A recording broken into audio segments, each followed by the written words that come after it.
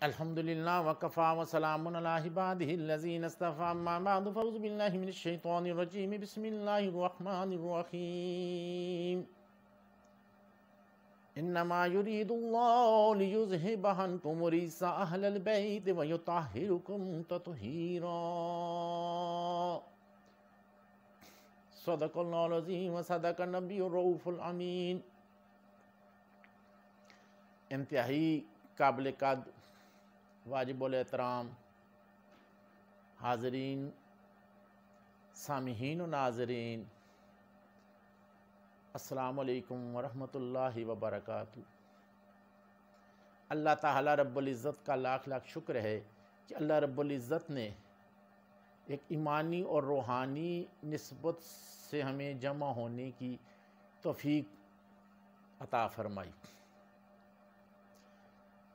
تصوف و طریقت پر جو درس و تدریس کا سلسلہ شروع ہے، اس سلسلے میں امام تصوف و طریقت مظہر العجائب والغرائب مولا علی شیر خدا رضی اللہ تعالی عنہ کی شخصیت مقدسہ پر گفتگو کا سلسلہ جاری ہے کہ اس عظیم ہستی کے حوالے سے خارجیت و ناسبیت نے جو اوہام میں فاصلہ پھیلا رکھے ہیں ان کا کما ہو جائے اور وہ تصورات جو رفضیت کے پیدا کرتا ہیں ان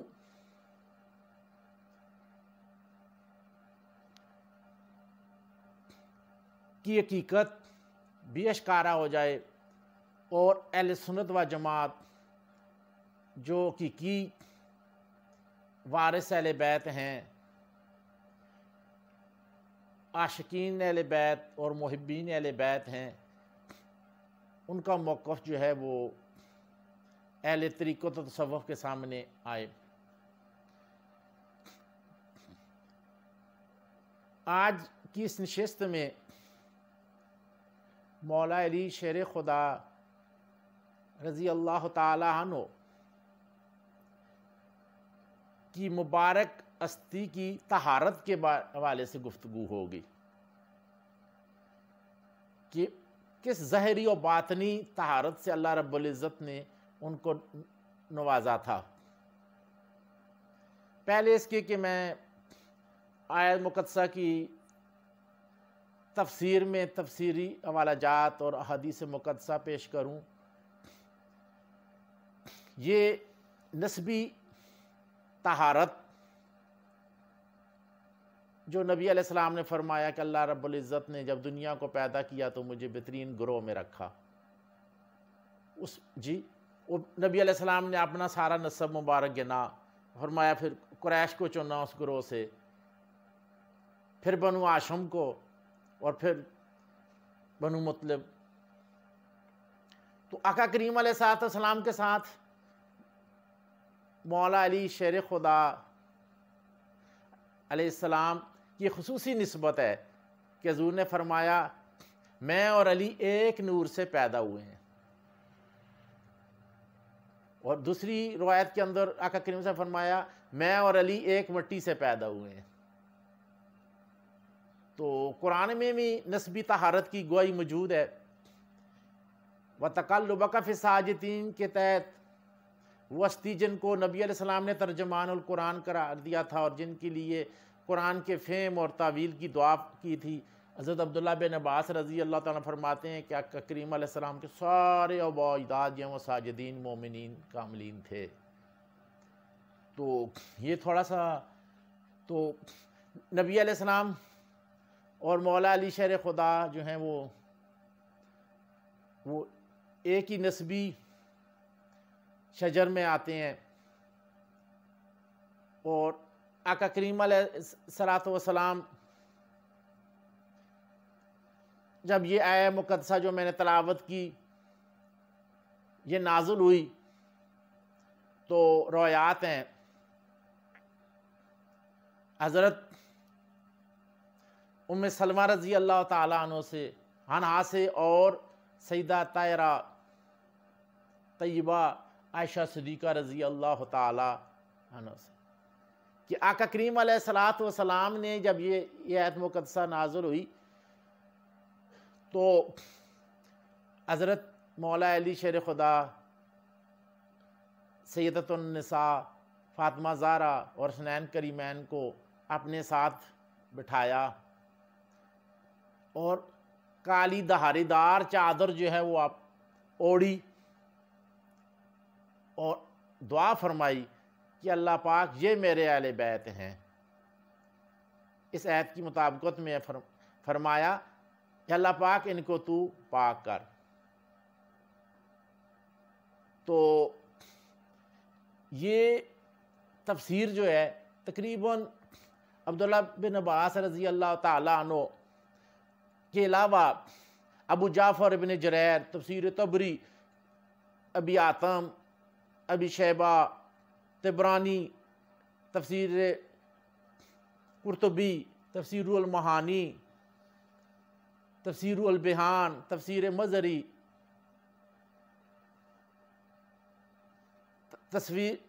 تفسیر عثمانی، غرضے کے تمام ہی مفسرین نے جو ہے اس کی تفسیر میں یہ نقل کیا ہے، بلکہ جلال الدین سیوطی رحمۃ اللہ علیہ نے حضرت ابن عباس رضی اللہ تعالیٰ عنہ اور انس رضی اللہ تعالیٰ عنہ کے حوالے سے لکھا کہ 7 ماہ تک یہ آیت اترنے کے بعد نبی علیہ الصلوۃ والسلام ہر روز سیدہ فاطمہ زہرا رضی اللہ تعالیٰ عنہ کے گھر کے دروازے پر آواز لگا کر یہ فرمایا کرتے تھے کہ اہل بیت اب نماز کا وقت ہو گیا، اور ساتھ اسی آیت مقدسہ کا حوالہ آتا ہے۔ تو یہ تفسیری حوالہ جو ہے محدثین میں سے امام مسلم نے، امام نسائی نے، امام ترمذی نے مشکات شریف میں، معجم الکبیر میں، مسند ابو یعلا، بیہقی شریف، یعنی تقریباً تمام ہی حدیث مقدسہ کی کتب میں آتا ہے، حدیث صحیحہ ہے یہ۔ امام حاکم نے بھی اس کو اپنی حدیث میں بیان کیا ہے۔ بہرحال یہ طہارت کے حوالے سے گفتگو، یہ قرآن و حدیث سے جو ثبوت پیش کیا ہے، اس کے حوالے سے آگے احادیث مقدسہ بھی ان کی خصوصی طہارت، ویسے تو مومن جو ہوتا ہے وہ ایمان لانے کے بعد طاہر ہی ہوتا ہے یعنی آقا کریم علیہ الصلوۃ والسلام کے سارے صحابہ ہی وہ پاک ہیں، طاہر ہیں۔ تو یہاں اہل بیت کو دوہری نسبت ہے، اولاد نبی کی، اہل بیت نبی ہونا اور ساتھ صحابیت کا شرف ہی ہے، دونوں شرط میں تو خصوصی طہارت جو ہے طہارت جو ہے وہ مراد ہے۔ اور یہ طہارت جو ہے قرآن کے مطابق جو ہے یہ نعمتوں کی منزل بنتی ہے، یعنی طہارت جس قدر زیادہ ہوگی اللہ رب العزت کا فضل، کرم، انوارات و تجلیات جو ہیں وہ اس شخصیت پہ زیادہ نزول کریں گی۔ تو حدیث مبارکہ سے بھی خصوصی طہارت کے حوالے سے یہ چیز حدیث صحیحہ کے اندر ہے کہ نبی علیہ الصلوۃ والسلام نے مسجد نبی میں کھلنے والے تمام دروازے بند کر دیے، سوائے اپنے دروازے اور مولا علی شیر خدا کے، اور نبی علیہ السلام نے فرمایا اے علی میرے اور تیرے علاوہ جنبی حالت میں کسی کے لیے جائز نہیں ہے کہ مسجد سے وہ گزرے۔ سبحان اللہ، یہ ایسا شرف ہے کہ کسی اور کو یہ حاصل نہیں، یعنی یہ آپ کے خصائص میں سے ہے، اور یہ خصوصی طہارت کا اعتراف جو ہے جو ہے محدثین نے کیا ہے، کہ وہ کہتے ہیں کہ عمومی بات نہیں ہے یا کسی ضرورت کے تحت نہیں ہوا، یعنی ابن اسحاق، ابن شیبہ، سیوطی، صالحی، شورانی، زرقانی، اسقلانی، امام بیگی، تمام اجل ہستیوں نے لکھا یہ مولا علی شیر خدا کی خصوصیات میں ہے کہ ان کو خصوصی طہارت نبی علیہ السلام کی نسبت سے حاصل تھی، اسی لیے مسجد نبی میں جنوبی حالت میں جیسے آقا کریم علیہ السلام کے لیے آنا جانا جائز تھا، آپ کے لیے بھی جائز تھا، یہ خصائص میں سے ہے۔ تو کسی ہستی کے خصائص، اس کے فضائل اور شمائل بیان کرنے کا مقصد یہ ہوتا ہے کہ مسلمین اور مومنین اور سالکین کا ذوق اور شوق جو ہے ان کی ذات کی طرف بڑھے، اور ہم جو اہل تصوف ہوتے ہیں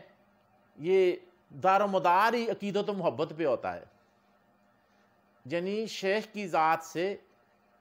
فیضات و برکات کا جو اصول ہوتا ہے وہ شیخ کی ذات میں فنا ہونے سے ہوتا ہے، اور فنا تب بھی ہوتا ہے جب کمال درجے کا عشق پایا جاتا ہے۔ تو امام تصوف، امام ولایت مولا علی شیر خدا کا جتنا جو ہے وہ عشق اور محبت جو ہے وہ کمال کی طرف بڑھے گی، تو عارفین سالکین جو ہیں وہ زیادہ انوارات کا حصہ پائیں گے ان کے وجود سے، اور یہ کمال درجے کی ان کی طہارت تھی کہ نبی علیہ السلام نے فرمایا کہ انا مدینۃ العلم وعلی بابھا، فرمایا علی کنفسی، علی میری جان کی مانند ہے، یعنی وہ خصوصی طہارتیں، وہ خصوصی علوم، وہ علم کی بات میں بات آگے بیان ہو چکی ہے، جو نبی علیہ السلام کو نوارات، تجلیات اور علامات تو معارف و مواجید جو حاصل تھے، ان کا دروازہ جو ہے مولا علی شیر خدا کو قرار دیا۔ ویسے تھے وہ فیضات و برکات ہر نبی کو ہی حاصل، ہر نبی کے ہر صحابی کو حاصل ہوئے نبی علیہ السلام کی وجود مبارک سے فیضیابی کی صورت میں، لیکن خصوصیت اور کمال جو ہے وہ مولا علی شیر خدا کے لیے۔ تو وہ انوارات و تجلیات خصوصیہ جو خصوصی طہارت کا تقاضا کرتے ہیں، یعنی وہ منزل و محبت اس قابل ہو کہ وہ خصوصی انوارات و تجلیات اور علامات کو جو ہے وہ جذب کر سکے، اس کے اندر جو ہے وہ برداشت کی قوت پیدا ہو جائے۔ تو چنانچہ مولا علی شیر خدا کو اللہ رب العزت نے جب یہ روحانی کمالات سے نوازا کہ نبی علیہ السلام کی قربت کی وجہ سے ان کو یہ مقام جب عطا ہوا، تو اس میں جو ہے ان کی وہ وجودی طہارت، خواہ وہ اس میں وہ طہارت جو ہے وہ اسی بھی آتی ہے اور غیر اسی بھی آتی ہے، روحانی اور اسی طہارت۔ تو اس میں مختلف پہلو ہیں کہ ان پہ اتنے انوارات و تجلیات کی جلوہ گری ہوتی تھی کہ جیسے کہ اجل اہل سنت نے تمام ہی لکھا ہے۔ میں صرف ابھی ایک ہی حوالہ دیتا ہوں، انہیں والوں کی تصدیق کی ہے نواب حسن خان بھوپالی، اہل حدیث میں سے ہیں۔ وہ کہتے ہیں کہ نبی علیہ السلام جب یہود کے خلاف مبالغ کے وقت اپنے یہ 5 تن پاک حضرات کے ساتھ حاضر ہوئے، آپ تھے اور آپ کے آپ تھے اور آپ کے چنانچہ آقا کریم علیہ الصلوۃ والسلام جب یہودیوں کے ساتھ مباہلے کے لیے حاضر ہوئے تو آقا کریم علیہ الصلوۃ والسلام اور یہ اہل قصا حضور کے اہل بیت جو ساتھ تھے ان پر انوارات و تجلیات کا ایسا نزول ہو رہا تھا، تو یہ خود ہی پیکر نور تھے اور ان کی ظاہری باطنی تطہیر اور انوارات الہیہ کا نبی علیہ السلام پہ نزول ہونا اور وہی جلوے جو ہے اہل بیت پہ منعکس ہو رہے تھے، تو نوبت سنان بپالی نے کہا کہ وہ کافر ہونے کے باوجود اس نے وہ نور دیکھ لیا۔ یہود جو تھے اور ان کا جو امام تھا اس نے دیکھ لیا، تو اس نے فوری روک لیا کہ یہود کی نسل ختم ہو جائے گی، یہ ایسی ہستیاں ہیں کہ اگر یہ اللہ سے جو دعا کریں گے وہ پوری ہو جائے گی اور تمہاری نسل ختم ہو جائے گی۔ تو یہ انوارات و تجلیات الہیہ جو ہیں وہ ہر جگہ وہ جلوہ گر نہیں ہوتے، یہ نبی علیہ السلام کو اللہ رب العزت نے خصوصی نورانیت، لطافت، طہارت عطا فرمائی، وہی لطافت، طہارت جو ہیں وہ حضور علیہ السلام کی اولاد کو اور اہل بیت کو خصوصی طور پر جو ہے وہ حاصل ہوئی، وہی طہارت اور وہی فیضان صحبت کا نور تھا نا جس نے صحابہ کرام کو بھی جو ہے وہ کمال تک پہنچایا کہ وہ حالت ایمان میں ایک نبی علیہ السلام کے وجود اثر پہ کسی کی جو نظر پڑی تو تمام اولیاء کرام سے افضل ہو گیا۔ تو یہ نبی علیہ السلام کے وجود کی طہارت، لطافت اور وجود سے انوارات و تجلیات کی جلوہ گری تھی نا۔ تو مولا علی شہر خدا کی بات ہو رہی ہے، تو آپ کو وہ خصوصی طہارت جو ہے نبی علیہ السلام کی برگاہ سے اور خصوصی نسبت سے حاصل ہوئی کہ حضرت جابر رضی اللہ تعالیٰ عنہ سے روایت بھی ہے کہ نبی علیہ السلام فرمایا میں اور علی ایک درخت سے ہیں، یعنی ہمارا شجرہ ایک ہے، دوسرے لوگ جو ہیں مختلف درختوں سے ہیں۔ تو وہ اسی چیز کی تائید ہو رہی ہے جو پہلے میں نے حدیث بیان کی، حضور نے فرمایا علی اور میں ایک نور سے پیدا ہوئے ہیں، علی اور میں ایک مٹی سے پیدا ہوئے ہیں۔ اسی وجہ سے نبی علیہ السلام نے فرمایا تھا نا کہ علی رضی کو لخم کا لخمی، دم کا دمی، روح کا روحی، جسم کا جسمی ہے، علی تیرا جسم میرا جسم ہے، میرا خون تیرا خون ہے، تیری روح میری روح ہے، تیرا گوشت میرا گوشت ہے۔ تو یہ کمال درجے کی وہ مطابقت تھی، اسی وجہ سے نبی علیہ الصلوۃ والسلام نے مولا علی شہر خدا کی اس نورانیت اور لطافت اور اللہ رب العزت کے ہاں خصوصی قربت اور وجود مصطفی کی خصوصی مظہریت جو وجود مرتضوی کو حاصل تھی کہ پیش نظر نے فرمایا علی میں نے نزول قرآن پہ جنگیں کی ہیں، تو تعویل قرآن پہ جنگیں کرے گا، یعنی قرآن فہمی میں جو ہے آخری اتھارٹی تھی، تو وہ قرآن فہمی کدھر سے آئی تھی؟ کتابیں پڑھنے سے تو نہیں آئی تھی،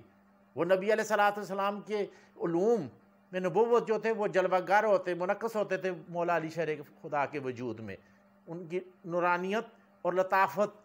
جو ہے وہ ان کو جذب کرتی تھی، اور علامات و انکشافات اور مواجید و معارف روحانیہ جو ہوتے ہیں وہ اہل طریقت جانتے ہیں، وہ لطیف اور پاکیزہ جو ہیں وہ سینوں پہ نزول کرتے ہیں۔ تو قرآن کے جو مفاہیم اور مطالب علامت مولا علی شہر خدا پہ جلوہ گار ہوتے تھے اسی ظاہری باطنی طہارت کی وجہ سے کہ ہر بات میں تمام اجل صحابہ کرام سمیت خلفائے راشدین کے مولا علی شہر خدا جو قرآن کے حوالے سے گفتگو کرتے تھے وہ حتمی ہوا کرتی تھی۔ کیوں کہ ان کو وہ نور قرآن کے ساتھ خصوصی مطابقت تھی نا۔ حضور نے فرمایا نا علی مع القرآن والقرآن مع علی، علی قرآن کے ساتھ ہے اور قرآن علی کے ساتھ، اسی پر فرمایا الحق مع علی الحق مع ذا، یعنی علی کے ساتھ حق ہے، یعنی اسی وجہ سے نے فرمایا قیامت میں تک میرے اہل بیت اور قرآن جدا نہیں ہوں گے، ایک ساتھ آئیں گے۔ اس نے فرمایا تو نصیحت کرتا ہوں کہ قرآن کو میرے اہل بیت کو نہ چھوڑنا۔ تو جو انوارات قرآن اور باطن قرآن سے حضور کو بذات خود یا حضور کی اولاد کو جو معنوی روحانی اور عطائی اور وہابی جو ہیں وہ قربت حاصل تھی کہ انوارات قرآن جلوہ گر ہوتے تھے، تو علوم وحی میں بھی وہ انوارات ہی ہوتے ہیں۔ اللہ رب العزت کی صفت علم کا نور ہے یا نور قرآن، تو یہ کسبی علم سے تو افضل ہے۔ جب باطنی علوم انوارات کی صورت میں جلوہ گر ہونا شروع ہو جاتا ہے انبیاء پر یا اولیاء اکرام پر، تو ظاہری علم کا اس کو مقابلہ تو نہیں کر سکتا، جیسا کہ عبدالحکیم سیالکوٹی رحمۃ اللہ یا جل اور اولیاء اکرام نے کہا ہے کہ علوم باطنیہ کے دروازے جن لوگوں پہ کھل جاتے ہیں تو پھر علوم ظاہریہ اس کے مقابلے میں جو ہیں وہ کوئی وقت نہیں رکھتا۔ شریعت کی حیثیت اپنی جگہ، یعنی اتنی وسعت آ جاتی ہے کہ عطائی اللہ رب العزت کی عطاؤں کے دروازے جب کسی پہ کھل جائیں تو پھر وہ چیز جو ہے وہ خصوصی ہوتی ہے۔ عطائی معاملہ خصوصی، کسبی علم تو عام لوگوں کے لیے، تو وہابی اور یہ عطائی علوم جو ہیں تو وہ یہ سب کچھ کیوں ہے؟ یہ خصوصی طہارتوں کی وجہ سے ہے۔ اسی وجہ سے نبی صلی اللہ علیہ وسلم نے فرمایا کہ علی میری جان کی مانند ہے۔ اب مولا علی شیر خدا سے جو اللہ رب العزت کی قربت، معرفت، روحانیت، تصوف کے جو سلاسل جاری ہوئے، اسی وجہ سے ان کی کمال درجے کی وجودی لطافت تھی، وہ مظہر انوارات تھے۔ جیسا کہ مجدد الفسانی رحمۃ اللہ علیہ نے فرمایا کہ وہ نبی علیہ السلام کی امت سے پہلے بھی دوسری امتوں میں بھی اولیاء اکرام کی تربیت فرماتے رہے، اور آج بھی اس امت میں نبی علیہ السلام کی امت کے غوث، اقطاب، نجبا، تمام اولیاء اکرام کی جو ہے نگرانی فرما رہے ہیں، اور روحانیت میں ان کے قائد اور مربی ہیں۔ یعنی سارا یہ روحانی لطافتوں کے سبب ہے، اس روحانی طہارت کے سبب ہے جو ان کو نبی علیہ الصلوۃ والسلام کی برگاہ سے جو ہیں وہ خصوصی طور پر حاصل ہوئی۔ اور اس میں مولا علی شیر خدا کے جو ہیں وہ ایک خصائص شامل ہے۔ کیوں کہ نبی علیہ الصلوۃ والسلام کی اولاد کا سلسلہ جو علی کی اولاد سے چلا، حضور نے فرمایا کہ علی کی اولاد میری ہی اولاد ہے۔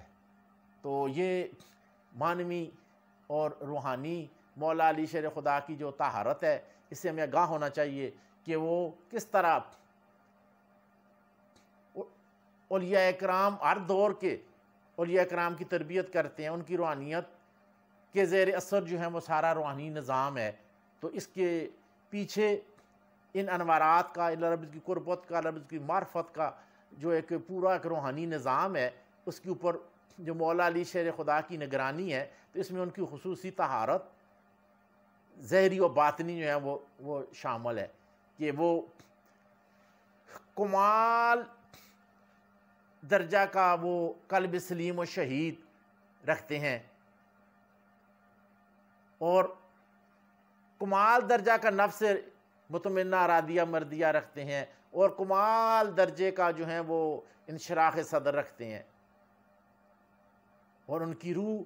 جس کو نبی علیہ السلام اپنی روح قرار دے رہے ہیں، تو نبی علیہ السلام جن کے وجود کو، جن کے نفس کو اپنا نفس قرار دے رہے ہیں، علی ان کا نفسی، تو ظاہر ہے کچھ مظہریت ہے اس کے پیچھے۔ یہ حدیث جو ہیں وہ تمام محدثین حضرات نے، اولیاء کرام نے اپنے اپنے اوقات میں بیان کی ہیں، تو ان میں خصوصی جو ہیں وہ معارف ہیں۔ تو بیان کرنے کا مقصد یہ ہے کہ مولا علی شیر خدا جو ہیں وہ اہل سنت کا سرمایہ ہیں، ان کے فضائل، مناقب بیان کرنا، اس سلسلے میں محافل کا انعقاد کرنا کہ ان کی ہم جو ہیں وہ روحانی خیرات پہ پل رہے ہیں، ہم ان کی روحانی اولاد ہیں، روحانیت کے نظام میں وہ ہمارے محافظ ہیں، ہمارے نگہبان ہیں، ہمارے رہبر ہیں، اور ان کا بغض جو ہے وہ نبی علیہ السلام کے بغض تک لے جاتا ہے، اور ان کی محبت جو ہے وہ نبی علیہ الصلوۃ والسلام کی محبت تک لے جاتی ہے انسان کو۔ لہٰذا جو ہے وہ ہمیں ان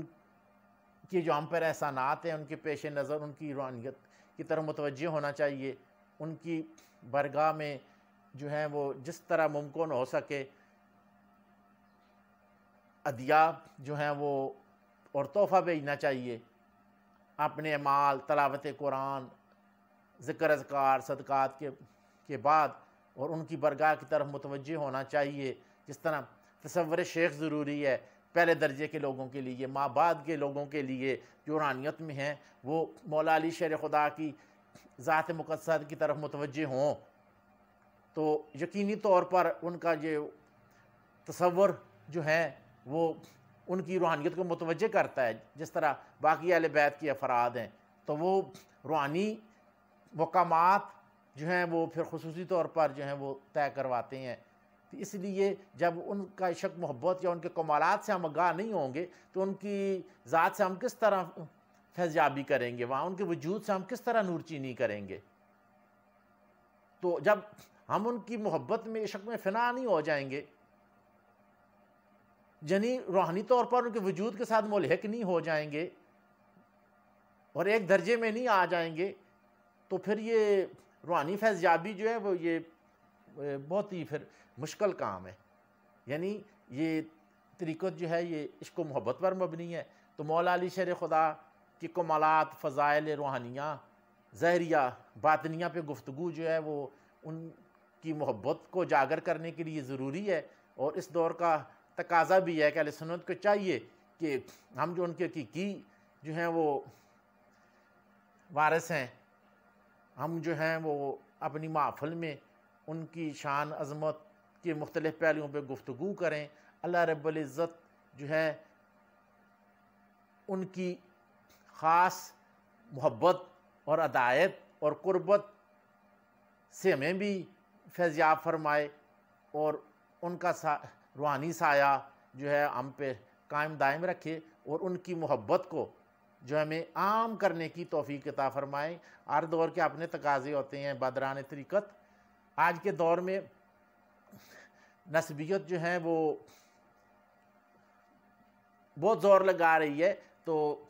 اہل بیت کی شان عظمت جو ہے وہ اجاگر کرنا اہل سنت کا شان جو ہے وہ شیوا رہا ہے، تو ان کے مقام سے خود بھی ہم آگاہ ہوں اور دوسروں کو بھی آگاہ کرنے کی کوشش کریں، تاکہ ان کی وفادار روحانی اولاد ہونے کا ہم ثبوت دے سکیں۔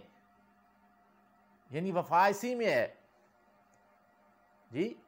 کہ غیر مشروط جو ہے وہ انسان مند رہے بندہ، تو ہم اس سے ہمارا اپنا ہی فائدہ ہے، وہ ہمارے محتاج نہیں ہے۔ تو ہمیں اللہ رب العزت کی محبت، قربت، معرفت، معیت کی جو خیرات مل رہی ہے، تو اس کا تقاضا ہے کہ ہم جو ہیں وہ اللہ رب العزت کے فضل و کرم پر شکر ادا کریں، نبی علیہ الصلوۃ والسلام کی نظر رحمت کا بھی اعتراف کریں، اور مولا علی شیر خدا جو ہمارے روحانی مربی ہیں، ان کا جو ہم پر احسان ہے اس کا بھی ہم اعتراف کریں، اور اپنی جو ہے وہ عبادتوں میں، دعاؤں میں جو ہے ان کو عطیہ اور تحفہ جو ہے وہ بھیجیں، اور اپنی جو ہے وہ غلامی اور وفاداری کا جو ہے وہ ہم پورا حق ادا کریں۔ اللہ رب العزت ایسی محفل میں ہمیں شرکت کی توفیق عطا فرمائے۔ وما توفیقی الا باللہ العلی العظیم۔